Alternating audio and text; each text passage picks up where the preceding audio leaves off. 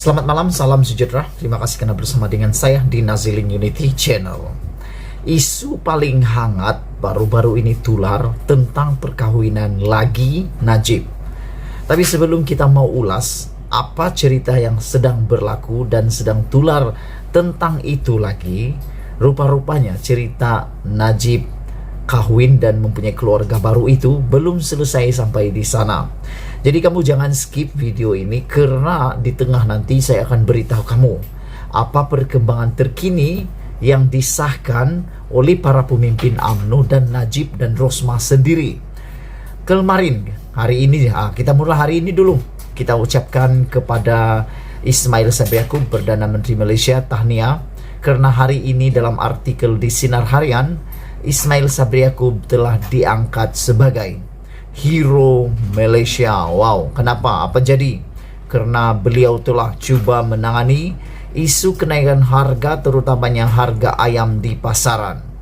Ya, kita ucapkan beliau bertindak begitu agresif, progresif, tidak banyak cakap dan sudah bertindak. Berbeza dengan yang lain, banyak bercakap tapi tidak bertindak. Lebih baik bertindak daripada bercakap, sehingga beliau telah mengambil keputusan mengawalkan mesyuarat kabinet yang biasanya hari Rabu dijadikan hari Isnin.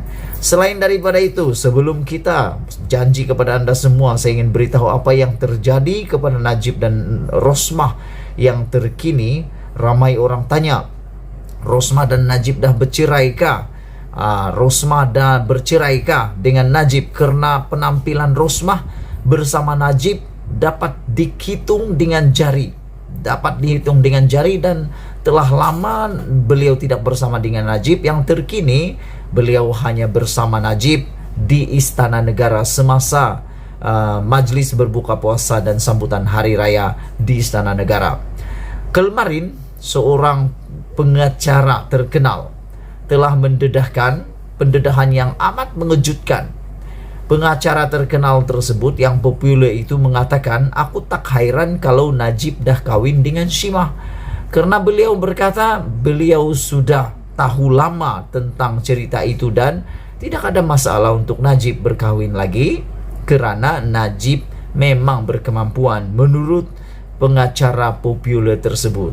Jadi aku pun terkejut jugalah. Pengacara populer ini mungkin sahabat kepada Shimah yang sudah tahu, tapi kita tidak pernah dengar lagi pengakuan secara pribadi daripada Najib dan Rosmah. Dan hari ini sekejap lagi aku akan beritahu kamu apa yang diakui, apa yang sebenarnya sudah berlaku, dan apa keputusan sebenar kedudukan Rosmah dan Najib. Selain daripada itu, sebelum aku nak cerita tentang perkara itu, aku juga nak cerita tentang satu perkara lagi yang paling menarik dalam channel saya hari ini, yaitu apabila Sanusi Berang, beliau marah apabila disamakan dengan badut McDonald. Ini semua gara-gara pergeseran beliau antara TMJ, Tengku Mahkota Johor, yang mana Tengku Mahkota Johor yang adalah peneraju utama kepada pasukan JDT. Semua ini gara-gara apabila Sanusi menyebut ada tokong yang menjadi penentu kepada bola sepak Malaysia. Dan terkini di dalam arena bola, Sanusi mengatakan sekali lagi, jangan sampai beliau dedah semuanya tentang tokong tersebut, kata beliau. Apa yang menariknya, Sanusi berkata beliau tahu bahawa ada orang tertentu yang memberi bonus kepada pasukan lain yang mampu menewaskan Kedah. Dan beliau juga berkata ada orang tertentu tuh yang order sana, order sini untuk mendapatkan pasukan. Dan Sanusi juga kata Kedah adalah pasukan yang baik. Beliau sudah buat piala Menteri Besar, Menteri Besar Kedah.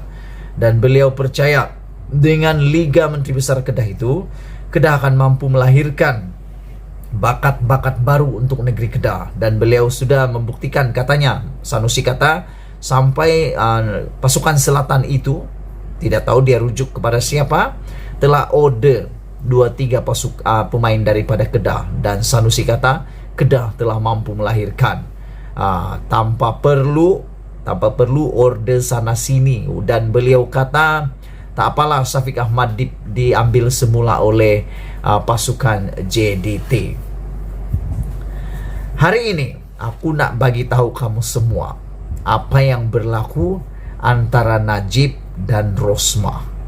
Terkini, jeng, kejutan besar apabila persoalan selama ini oleh netizen yang mahu tahu apa kedudukan Najib dan Rosmah selepas tular gambar kononnya Najib kawin lagi dan ada keluarga baru.